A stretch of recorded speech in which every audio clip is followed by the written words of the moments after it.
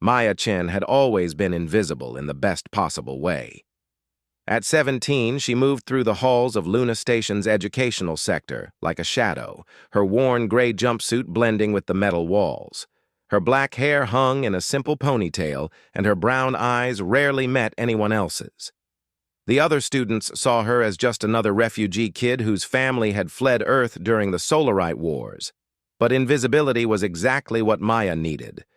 She worked part-time in the station's data archives, a job nobody else wanted because it meant spending hours in the cold, dimly lit storage bays where terabytes of war footage, communications logs, and battle reports gathered digital dust. The pay was terrible, but it gave Maya access to something precious: information. Today felt different. As she organized files in Archive Section 7, her fingers moved quickly across the holographic interface, sorting through combat records from the failed defense of Europa. The blue glow of the data streams reflected off her face as she worked, but her mind was elsewhere. "Another boring day in the tomb," said Jake Morrison, the only other person assigned to archive duty. He was 18, tall and lanky, with red hair and freckles that made him look younger. Unlike Maya, Jake actually was just another refugee kid. His family had lost everything when the Solarites destroyed the mining colonies in the asteroid belt. "It's not boring if you know what you're looking for," Maya replied quietly, not taking her eyes off the data streams. Jake laughed. "What could possibly be interesting about old war footage? It's just people dying and ships exploding. Same story, different battle." Maya's hands paused over the controls. She had been searching for something specific for 3 months now, ever since she'd found a corrupted file with her family name attached to it. The file had been damaged, showing only fragments of text and a single image: a woman who looked remarkably like Maya, standing on the bridge of a warship. "Maybe you're right," Maya said, but she didn't stop searching. The afternoon shift was ending when Maya found it. Hidden deep in the Europa defense files was a partially restored communication log from the ESN Valiant, one of the last ships to escape before the moon fell. Her heart raced as she opened the file, hoping Jake wouldn't notice her sudden tension. The log began with routine status reports from various ships in the human defense fleet. But as Maya scrolled through the timestamps, she found what she was looking for: communications from a ship called the Nightshade. Her breath caught. The Nightshade wasn't supposed to exist in any official records. "Hey, Maya, I'm heading out," Jake called from across the room. "You staying late again?" "Just finishing up," she replied, her voice carefully neutral. After Jake left, Maya quickly copied the file to a secure partition she had created months ago. Her hands trembled slightly as she began to decrypt the communication logs. The process would take hours, but she had to know. As the decryption ran, Maya thought about the strange dreams that had been plaguing her since childhood. Dreams of star charts she had never seen, of ship corridors that felt familiar despite her never setting foot on a warship, of a woman's voice calling her name in the darkness of space.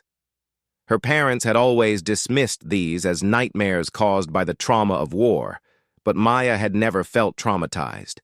She felt homesick for a place she had never been.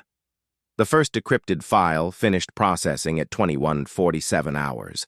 Maya was alone in the archive now, the night shift not due for another hour. She opened the file with shaking hands. It was a communication log between the Nightshade and the ESN Valiant during the final hours of the Europa defense.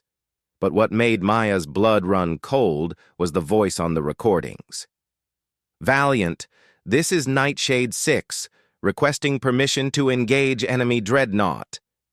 The voice was her own, not similar to hers, not someone who sounded like her. It was exactly her voice, down to the slight accent from her childhood on the outer colonies. Maya's hands flew over the controls, pulling up more files. The next recording was clearer. All ships, this is Commander Chen of the Nightshade. We are beginning our attack run on the Solarite flagship. If we don't make it back, remember this. Humanity doesn't surrender, and we don't go quietly into the dark. Commander Chen. Maya's hands trembled as she searched for video files. Her family name was Chen, but it was a common name. This had to be a coincidence. The video file loaded slowly, the ancient compression making the image flicker. When it finally cleared, Maya felt the world tilt around her. The woman on the screen was Maya, not someone who looked like her, not a relative. It was Maya herself, perhaps a few years older, wearing the blue and silver uniform of the Earth Space Navy, the same face, the same eyes, even the same small scar on her left temple from when she had fallen as a child. "This is impossible," Maya whispered to the empty room. She watched herself on the screen, commanding a ship she had never seen, fighting in a battle that had taken place 2 years before she was born. The other her moved with confidence and authority, barking orders to crew members who responded with the kind of respect reserved for legendary commanders. "Helm, bring us about. Weapons, target their main engines. We're going to ram them if necessary." "Commander, that's suicide," another voice replied. The Maya on the screen smiled grimly. "Then it's a good thing I'm already dead." The recording cut to static. Maya sat in the darkness of the archive, her mind struggling to process what she had just seen. According to the timestamps, the Europa battle had occurred in 23A7, but Maya had been born in 2389 on a refugee transport fleeing Earth. Her parents had the documentation to prove it. She called up more files, diving deeper into the Nightshade's records. What she found made no sense according to everything she thought she knew about her life. The Nightshade appeared in battle records going back 15 years. In every single recording, Maya saw herself. Sometimes younger, sometimes older, but always unmistakably her. Different battles, different years, different ships, but always the same face, the same voice. In one file from the Battle of Titan in 2385, she watched herself lead a boarding party against a Solarite cruiser. In another from the defense of Mars in 2384, she was coordinating a fleet of 100 ships from the bridge of a massive dreadnought. Each time she died at the end of the battle. Each time she somehow appeared again in the next conflict. "What am I?" Maya whispered. A sound made her jump, footsteps in the corridor outside. Maya quickly closed the files and wiped her access logs. By the time Security Officer Rodriguez poked his head into Archive Section 7, she was innocently organizing supply requests. "Working late again, Chen?" Rodriguez asked. He was a decent man in his 40s who had lost his son in the war. He looked out for the refugee kids when he could. "Almost done," Maya said, her voice steady despite her racing heart. "Just want to finish this section." Rodriguez nodded. "Don't stay too late, and make sure you lock up properly." After he left, Maya sat in the silence, staring at the darkened screen. Everything she thought she knew about herself was wrong. The dreams, the strange sense of familiarity with ships and space combat, the way her parents sometimes looked at her with sadness and fear they thought she didn't notice. She was not Maya Chen, refugee girl. She was something else entirely. But what? The next morning, Maya woke before her alarm, her mind still spinning from the previous night's discovery. She shared a small apartment with her parents in the civilian sector of Luna Station. The walls were thin metal, and the recycled air always smelled faintly of ozone and cleaning chemicals. Her mother was already up, making synthetic coffee in their tiny kitchen. Elena Chen was a small woman with graying hair and worry lines around her eyes. She worked in the station's hydroponics lab, growing food for the refugee population. "You're up early," Elena said, not turning around. "Couldn't sleep," Maya replied, which was true. She had spent most of the night staring at the ceiling trying to make sense of what she had seen. Her father, David Chen, emerged from their bedroom rubbing his eyes. He was a big man with calloused hands who worked in the station's maintenance department. Like Elena, he rarely talked about their life before the war. "Bad dreams again?" he asked, settling at their small table. Maya had been having the bad dreams for as long as she could remember. Her parents always attributed them to trauma from their escape from Earth, but Maya had been less than 2 years old when they left. She couldn't possibly remember anything from that time. "Something like that," Maya said. Elena set a cup of coffee in front of each of them.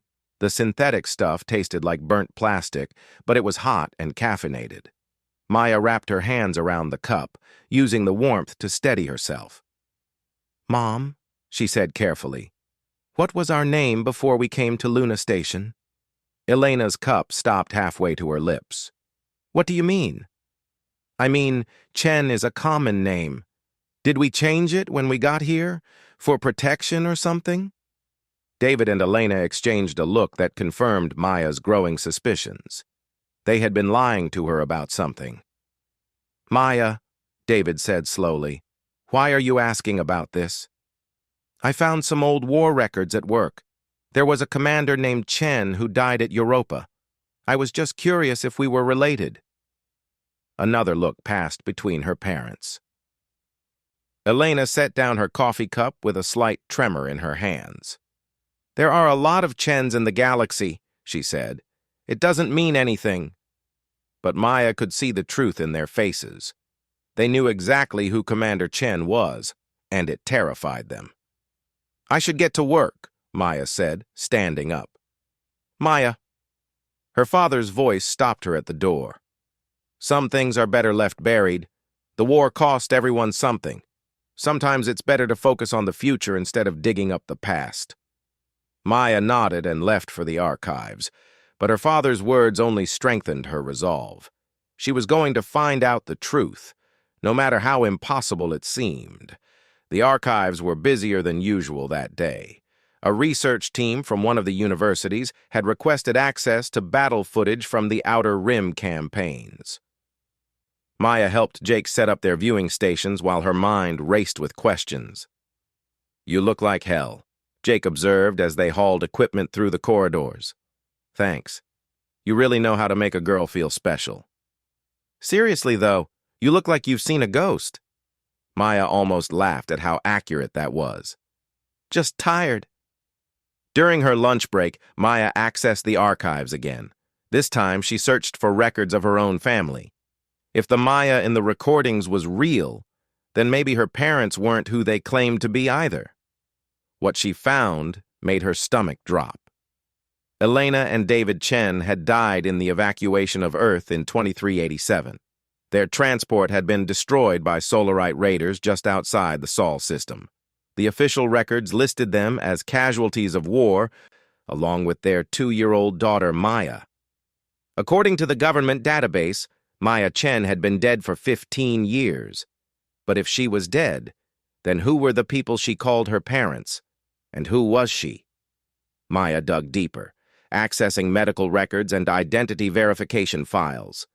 What she found painted an even stranger picture.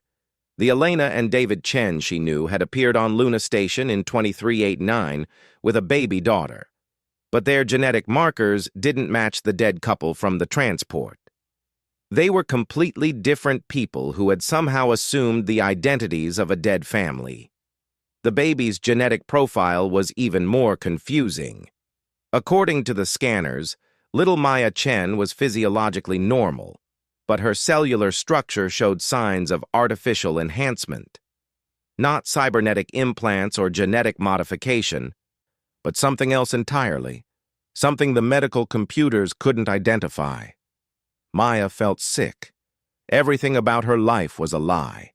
Her parents weren't her parents, her name wasn't her name, and according to the records, she wasn't even entirely human.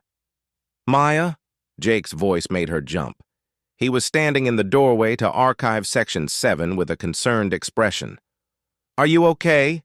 You've been in here for 2 hours. I'm fine, she said, quickly closing the files. Just lost track of time. Jake didn't buy it.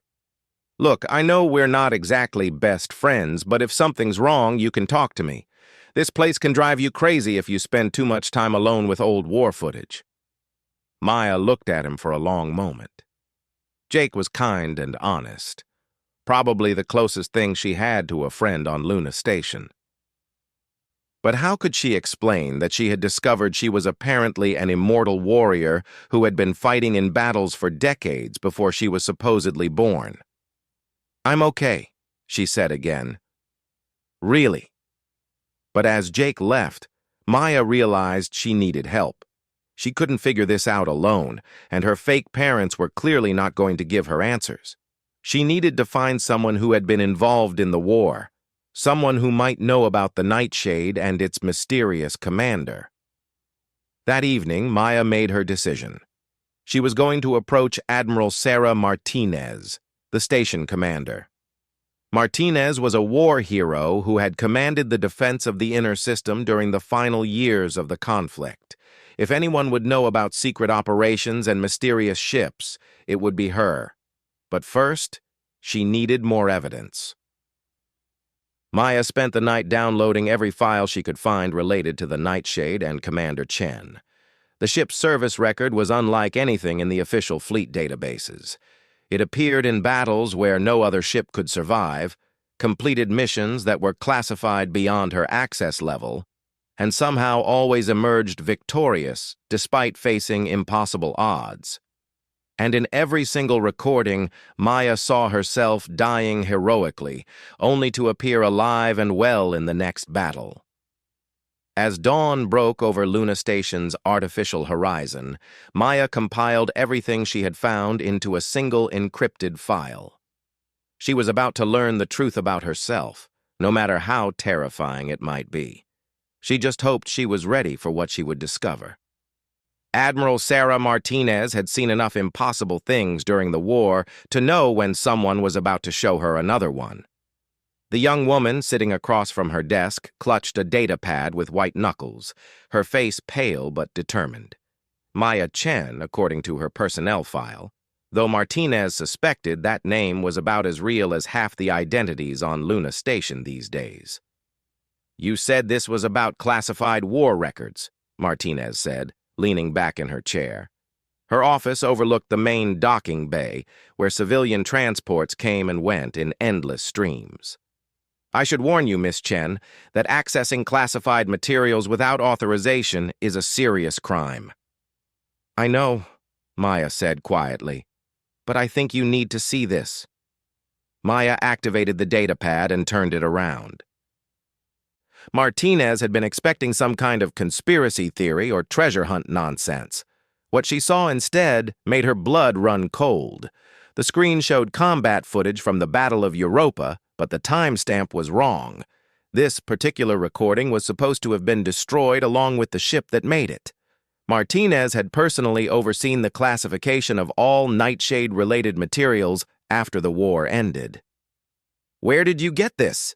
Martinez asked, her voice sharp. The archives, Maya said. It was misfiled under Europa Defense Records. Admiral, that woman on the screen? I know who she is. Martinez cut her off. She studied Maya's face more carefully, noting details she had missed before. The bone structure, the way she held her head when nervous, the small scar on her left temple. The question is, do you? Maya's hands shook as she set the datapad on the desk. I think it's me. I know how insane that sounds, but it's not insane, Martinez said quietly. It's classified. The words hung in the air between them. Maya's eyes widened as the implication hit her. You know what I am. Martinez stood and walked to her window, looking out at the stars beyond the station's hull. She had hoped this day would never come, but she had always known it was possible. The Nightshade project had too many loose ends, too many variables they couldn't control. Admiral, Maya said, please, I need to know the truth. Martinez made her decision. She activated her office's privacy shields, sealing them off from any electronic surveillance, then returned to her desk. The woman in those recordings was Commander Maya Chen of the ESN Nightshade, she began. She was the most effective single combatant in the history of the human space navy. In 15 years of active duty, she never lost a battle. She saved more lives and destroyed more enemy ships than any 10 normal commanders combined. "But she's me," Maya whispered. "Yes and no." Martinez pulled out her own datapad and called up files that had been locked away for years. "The Maya Chen you saw was the original. She volunteered for an experimental program in 2372, when the war was going badly and we were running out of options. The Solarites had superior technology and numbers. We were losing." The files showed technical specifications that made Maya's head spin. Quantum consciousness matrices, cellular reconstruction templates, biosynthetic memory engrams, terms she didn't understand but somehow felt familiar with. "Project Lazarus," Martinez continued, "was our attempt to create immortal soldiers. The process involved mapping a volunteer's complete neural patterns and cellular structure, then creating a system that could restore them after death. Not cloning. True resurrection, with all memories and experiences intact." Maya stared at the schematics. "That's impossible." "We thought so too. But it worked. Maya Chen became our first and only successful Lazarus subject. Every time she died in battle, the system would reconstruct her body and restore her consciousness. She could take risks no other commander could because death wasn't permanent for her. "But I'm not her," Maya said desperately. "I was born in 2389. I have parents." "A life." "The people you call parents are Dr. Elena Vasquez and Dr. David Morrison, the 2 scientists who ran Project Lazarus. When the war ended, they were ordered to destroy all evidence of the program. Instead, they disappeared with the only copy of Maya Chen's consciousness matrix." The room felt like it was spinning. Maya gripped the arms of her chair, trying to process what she was hearing. "They gave you false memories," Martinez continued gently. "A childhood, a family history, everything needed to create the illusion of a normal life. They wanted you to have the chance to be human instead of a weapon." "But why?" Maya's voice was barely audible. "Why tell me this now?" Martinez's expression darkened. "Because the war isn't over. The Solarites have been rebuilding in the outer systems. Our intelligence suggests they're planning a major offensive within the next year. And frankly, Miss Chen, we need you." Maya stood up abruptly, knocking over her chair. "No, I'm not a weapon. I'm just a girl who works in the archives. I don't know how to fight wars." "But she does." Martinez gestured to the datapad. "Every memory, every skill, every piece of training the original Maya Chen possessed is locked away in your mind. The false memories your adoptive parents gave you are just a surface layer. The real you is still there, waiting." "I don't want to be a soldier." "None of us wanted to be soldiers, but sometimes the universe doesn't give us choices." Martinez walked around the desk and placed a gentle hand on Maya's shoulder. "I knew the original Maya Chen. She was my friend, my colleague, and the bravest person I ever met. She volunteered for Lazarus because she believed humanity was worth saving, no matter the cost to herself." Maya pulled away. "She's dead. Let her stay dead." "Is she? Or is she just sleeping?" Before Maya could answer, alarms began blaring throughout the station. Martinez's communication console lit up with incoming messages, and her face went white as she read them. "What is it?" Maya asked. "Solarite ships," Martinez said grimly. "A full battle group, coming out of hyperspace at the edge of the system. They'll be here in 6 hours." Maya felt something stir in the depths of her mind, like a voice calling from a great distance. Images flashed through her consciousness, star charts, tactical assessments, fleet formations, knowledge she had never learned but somehow possessed. "How many ships?" she heard herself ask. Martinez looked up from her console, surprised by the change in Maya's tone. 15 capital ships, maybe 40 destroyers, and enough fighters to blot out the stars. It's the largest Solarite force we've seen since the war ended. Maya closed her eyes, and for a moment she was standing on the bridge of the Nightshade, watching enemy ships advance across her tactical display. She could see their formation, recognize their strategy, anticipate their moves. The knowledge was all there, buried under years of false memories. "They're using a standard penetration formation," she said without thinking. 3 waves, with the capital ships holding back until the destroyers clear the defensive perimeter. They'll target the main power grid first, then the docking bays to prevent evacuation. Martinez stared at her. "How could you possibly know that?" Maya opened her eyes, and for the first time in her life she felt like herself. "Because I've fought them before." The next few hours passed in a blur. Maya found herself in the station's defense center, surrounded by military officers who looked at her with a mixture of hope and disbelief.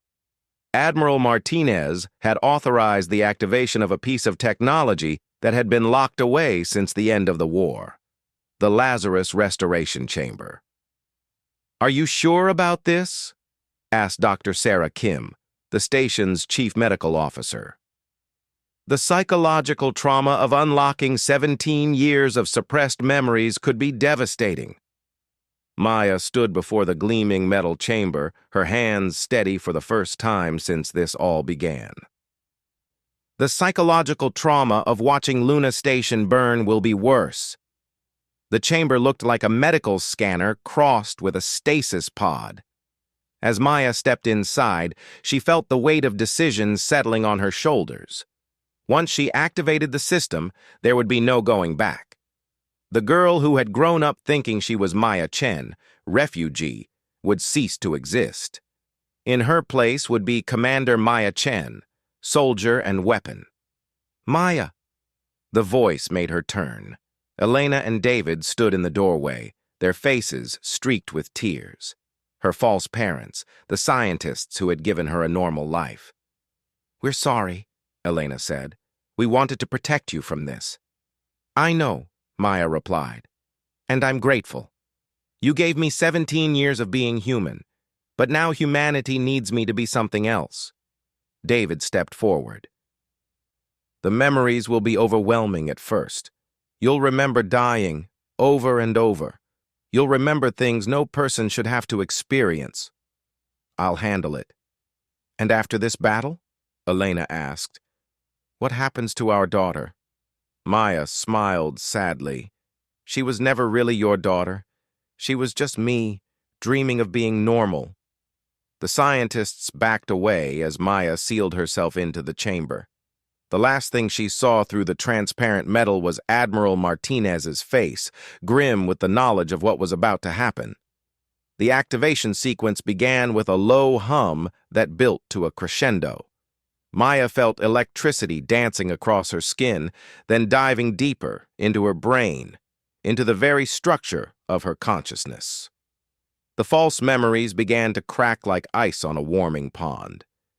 She remembered her real childhood, growing up on Earth before the war. She remembered enlisting in the Space Navy at 18, rising through the ranks with frightening speed. She remembered volunteering for Project Lazarus and waking up in the reconstruction chamber for the first time, confused and terrified. But mostly she remembered dying. The first death had been at the Battle of Proxima, when a Solarite torpedo had breached the bridge of her ship. She remembered the explosion, the pain, the darkness closing in. Then she remembered waking up in the Lazarus chamber, perfectly healthy and completely traumatized. The second death was worse, and the third, and the 20th. By the time the process was complete, Maya remembered all 43 deaths in perfect, horrifying detail. She remembered the faces of crew members who had died under her command, the sound of hull breaches, the flash of nuclear fire. She remembered making impossible decisions and living with the consequences. but she also remembered victory. Again and again and again. The chamber door hissed open, and Maya stepped out. She moved differently now, with the fluid grace of someone who had spent decades in zero gravity. Her eyes swept the room with tactical precision, automatically cataloging exits and potential threats. "Status report," she said, and her voice carried the authority of someone who had commanded fleets. "The Solarite Vanguard will reach our defensive perimeter in 90 minutes, Admiral Martinez reported. "Our fleet is assembled but heavily outgunned, 15 ships against their force of 55. Maya nodded and walked to the tactical display. The enemy formation appeared on the screen, and she recognized it immediately. She had faced this exact strategy at the Defense of Ceres 7 years ago. Or 17 years ago, depending on how you counted. "They're making a mistake," she said. "Commander Zektar is leading their fleet. I recognize his formation patterns. He's overconfident because he thinks we're still using pre-war tactics." "You know their commander?" Martinez asked. Maya's smile was cold. "I've killed him before." She turned to the assembled officers. "Here's what we're going to do. The Solarites expect us to form a defensive line and try to protect the station. Instead, we're going to let them through." Murmurs of protest filled the room, but Maya continued. "Their formation is designed to break through a static defense. But if we pull back and hit them from multiple angles while they're committed to their attack run, we can turn their strength against them." She began sketching fleet movements on the tactical display, her hands moving with the confidence of someone who had done this hundreds of times. As she worked, Maya felt the weight of her true identity settling around her like familiar armor. She was not Maya Chen, refugee girl. She was Commander Maya Chen, the hero of humanity who had never lost a battle, who had died and returned 43 times to protect the people she loved. And the Solarites were about to remember why they had feared that name. "All ships, this is Commander Chen," she spoke into the communication array, her voice broadcast to every human vessel in the system. "I know some of you remember me from the war. I know others of you think I'm dead. Both of those things are true. But right now, I need you to trust me one more time."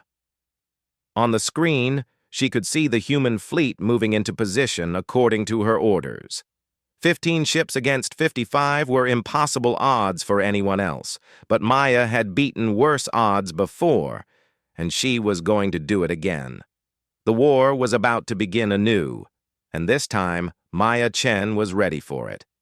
The ESN Phoenix felt different under Maya's hands. It wasn't the Nightshade. That ship had been destroyed and rebuilt so many times it existed more as legend than metal. But this heavy cruiser would serve her purposes. As she settled into the captain's chair, muscle memory from dozens of ships flooded back through her restored consciousness. "Commander," said Captain Torres, the Phoenix's regular captain, who had graciously stepped aside when Maya came aboard. "The Solarite Vanguard is entering the outer sensor grid, 20 minutes to weapons range." Maya studied the tactical display with eyes that had seen this dance before. The Solarite ships moved in perfect formation, their dark hulls absorbing the light of distant stars. At their head flew the dreadnought Extinction Dawn, flagship of Commander Zektar himself. "Signal the fleet," Maya ordered. "Execute withdrawal pattern Delta 7. Make it look desperate." Torres raised an eyebrow. "Ma'am, that will leave Luna Station completely exposed." "That's the idea." Maya's fingers danced across the command console, bringing up battle plans she had formulated centuries ago, it seemed. "Zektar is a traditionalist. He'll commit his entire force to destroying the station because he thinks we're weak. When he does, he'll learn why humans are the most dangerous prey in the galaxy." The human fleet began to fall back in apparent disarray, ships breaking formation and heading for the outer system. To any observer, it would look like a panicked retreat. Maya counted on Zektar's arrogance to blind him to the truth. On the bridge, the crew worked with quiet efficiency. These were veterans of the Solarite Wars, men and women who had fought under commanders like Martinez and Henderson. But they had never served with the legendary Maya Chen. She could see the mixture of hope and nervousness in their faces. "Commander," the communications officer reported, "we're receiving a transmission from the enemy flagship." "Put it through." The main screen flickered to life, revealing the bridge of the Extinction Dawn. Commander Zektar stood in the center, a tall figure in the flowing robes of the Solarite military caste. His species looked almost human, except for the metallic implants that replaced their eyes and the surgical scars that marked their dedication to war. "So," Zektar said, his voice like grinding metal, "the humans send their children to die once more. How fitting that your species ends as it began, with cowardice and desperation." Maya stepped into view of the camera, her blue and silver uniform pristine despite the chaos around her. When Zektar saw her face, his artificial eyes widened with something that might have been recognition or fear. "Hello, Zektar," Maya said calmly. "Still using the same formations, I see. Haven't you learned anything in 17 years? The Solarite commander's voice dropped to a whisper. "You are dead. I killed you myself at the Battle of Titan." "Yes, you did. Shot me right through the heart with that plasma pistol you're so fond of. It hurt quite a bit." Maya smiled, and there was nothing human in that expression. "Would you like me to show you how I returned the favor?" Zektar's image flickered off the screen, but not before Maya saw the fear in his inhuman face. Good. Fear would make him sloppy. "All ships, prepare for combat," Maya announced to the fleet. "Remember, we are not just fighting for Luna Station. We are fighting for every human world, every human child, every human dream that the Solarites want to crush. They think they know us. They think we are weak. Let's show them what humanity really is." The Solarite fleet reached Luna Station in a rush of fire and metal. Plasma cannons lit up the darkness as they began their bombardment, targeting the station's power grid exactly as Maya had predicted. The massive structure shuddered under the assault, its shields flaring and failing under the concentrated firepower. But Maya was already moving. "Phoenix to all ships," she transmitted. "Execute Lazarus Protocol. Hit them now while they're committed." The human fleet emerged from their apparent retreat, like wolves falling on a flock of sheep. They had been hiding in the sensor shadows of asteroid mining platforms, using their smaller size and superior maneuvering to avoid detection. Now they struck from 3 directions at once, catching the Solarite force completely off guard. Maya's ship dove straight for the heart of the enemy formation, weapons blazing. The Phoenix was outnumbered 5-1, but Maya had never believed in fair fights. She wove between enemy ships with impossible precision, using their size against them, forcing them to fire on each other in their attempts to hit her. "Target the escort cruisers first," she ordered. "Once we thin out their screening force, we go for the big ships." The bridge around her was a symphony of controlled chaos. Weapons officers called out targeting solutions, engineers rerouted power to failing systems, and damage control teams rushed to patch hull breaches. Maya orchestrated it all with the skill of someone who had done this more times than anyone should have to. A Solarite destroyer tried to ram the Phoenix, its captain desperate to stop the ship that was tearing through his fleet like a knife through paper. Maya saw the attack coming 10 seconds before it happened, rolling her ship up and over the enemy vessel before putting 3 torpedo volleys into its engine section. "Phoenix, this is Martinez aboard Luna Station," came a transmission. "The enemy dreadnought is moving to attack the civilian shelters. We can't stop it." Maya checked her tactical display.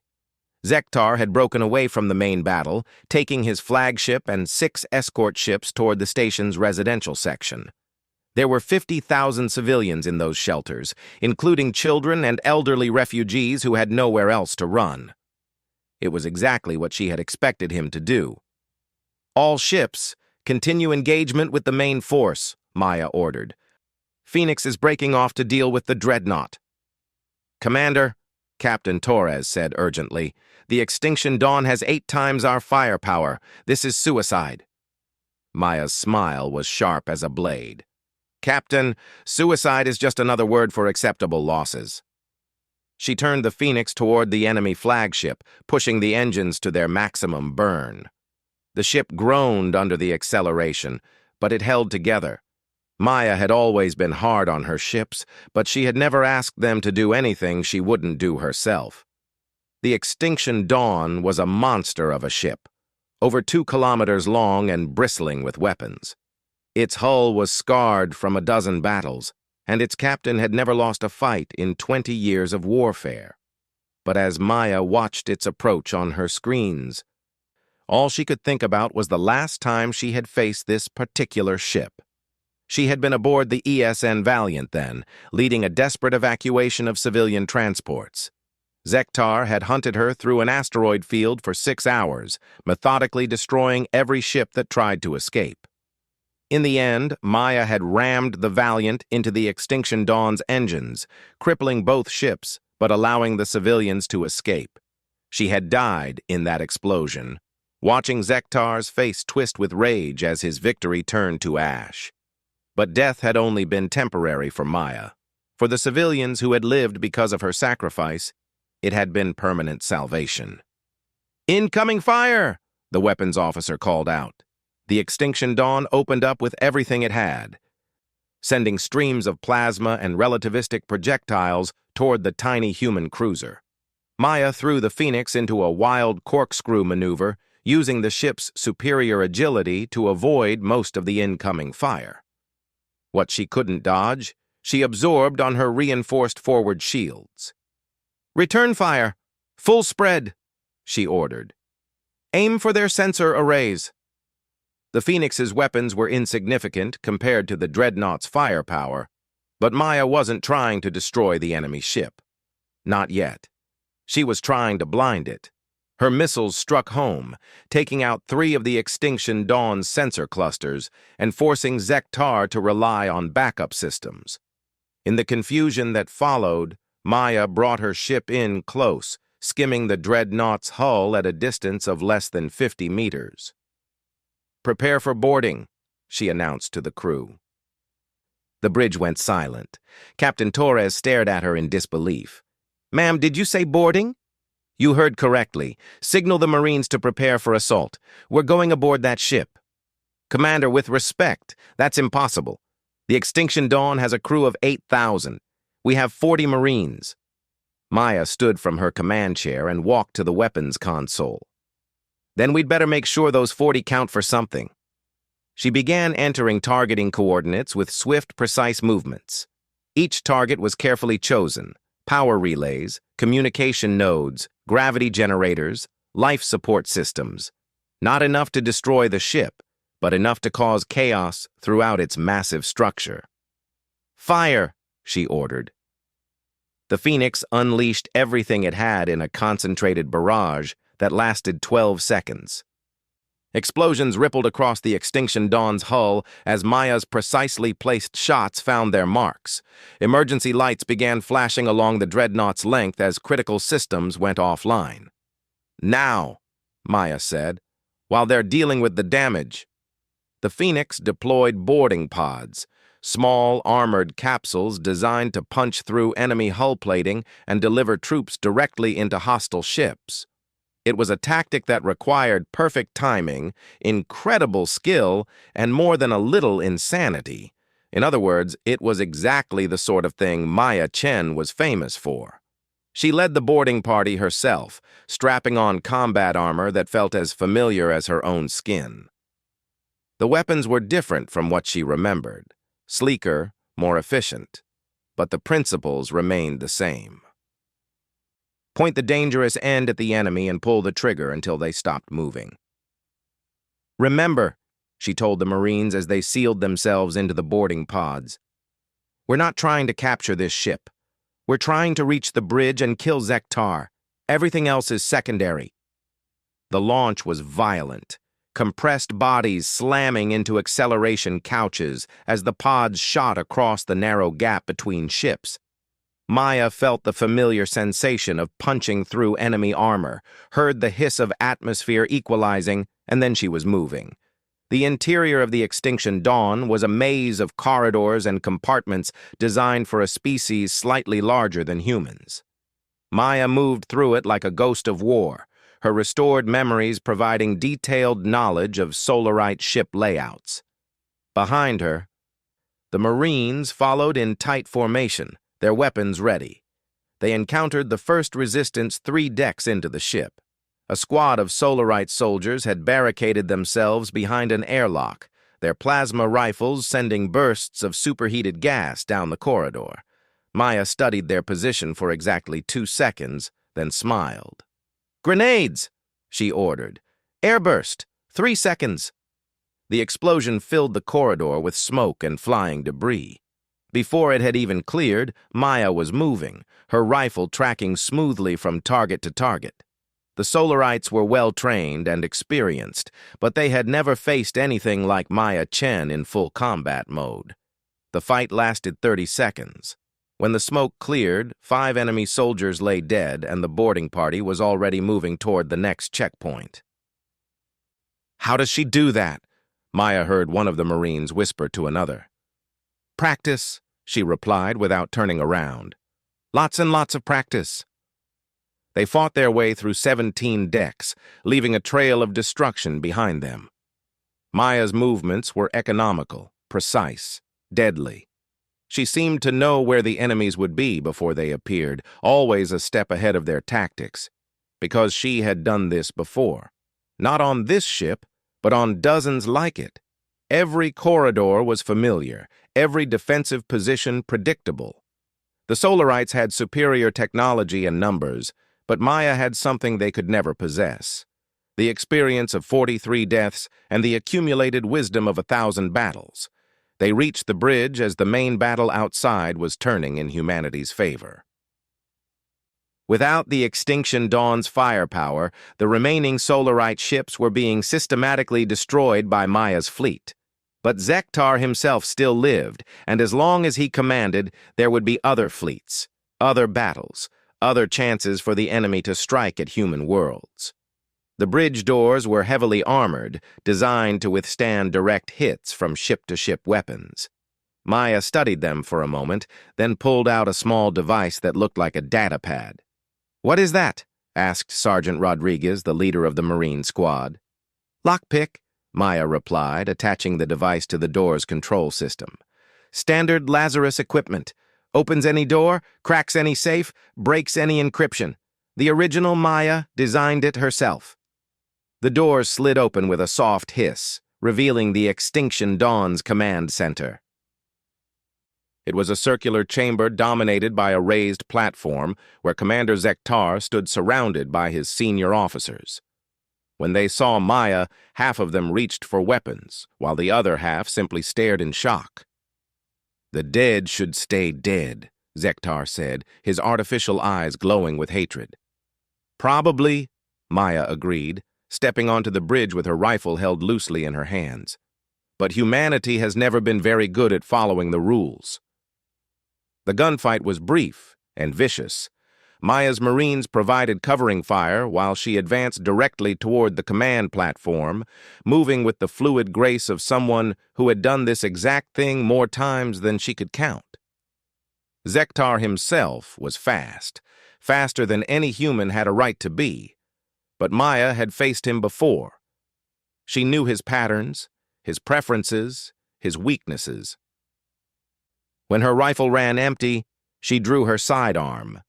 When that was gone, she pulled a knife. Zektar matched her weapon for weapon, his own blade gleaming with molecular edge sharpness. They fought across the bridge like dancers in a deadly ballet, their movements precise and economical. In the end, it came down to experience. Zektar was skilled, but Maya had died learning from the best killers in the galaxy. She trapped his blade with her own, stepped inside his guard, and drove her knife up between his ribs and into his heart. "For Titan," she whispered as he fell. "Commander!" Sergeant Rodriguez's voice cut through her moment of satisfaction. "We've got company!" More Solarite troops were pouring onto the bridge, but these weren't ordinary soldiers. They moved with the same fluid precision as Maya herself, their weapons tracking with inhuman accuracy. Elite commandos, probably Zektar's personal guard. Maya did a quick count. 20 enemies, 4 Marines left alive, including herself. Not the worst odds she had ever faced, but far from the best. "Rodriguez," she said calmly, "how attached are you to this ship?" The sergeant looked at her with growing alarm. "Ma'am?" Maya pulled out her lockpick device and attached it to the bridge's main computer. "Because I'm about to do something that might make it explode." Her fingers flew over the device's interface, breaking through the Extinction Dawn's security systems with practiced ease. She had learned long ago that sometimes the best way to win a fight was to change the rules entirely. "What are you doing?" one of the Solarite commandos demanded in accented standard. "Teaching you why humans are the most dangerous species in the galaxy," Maya replied. "We don't just fight to win. We fight to make sure you can't fight anyone else." She triggered the ship's self-destruct sequence, then welded the controls in place with her plasma torch. The Extinction Dawn would explode in exactly 60 seconds, taking its crew and its irreplaceable combat data with it. "Time to go," Maya announced cheerfully. The retreat was more chaotic than the advance. Maya led her surviving Marines through corridors filled with enemy soldiers and emergency lights, fighting running battles as the ship began to tear itself apart around them. They made it to the boarding pods with 8 seconds to spare, launching themselves back toward the Phoenix, just as the Extinction Dawn erupted in a ball of nuclear fire. Standing on her ship's bridge, watching the enemy flagship die in the darkness of space, Maya felt a weight lifting from her shoulders. Zektar was dead. His fleet was scattered. Luna Station was safe. But more than that, she had finally answered the question that had been haunting her since she woke up in the archives. Who was she really? She was Maya Chen. Not the refugee girl, not the archive worker, but the woman who had died 43 times to protect humanity. The woman who would keep dying as many times as necessary, because that was what humans did. They didn't give up, didn't surrender, and didn't let their enemies have the last word. "Commander," Captain Torres said quietly, "the fleet is requesting orders." Maya looked around the bridge at the faces of her crew. They were looking at her with the same expression she had seen in 43 lifetimes of battle: trust, hope, and the absolute certainty that she would find a way to bring them home. "Signal all ships," she said.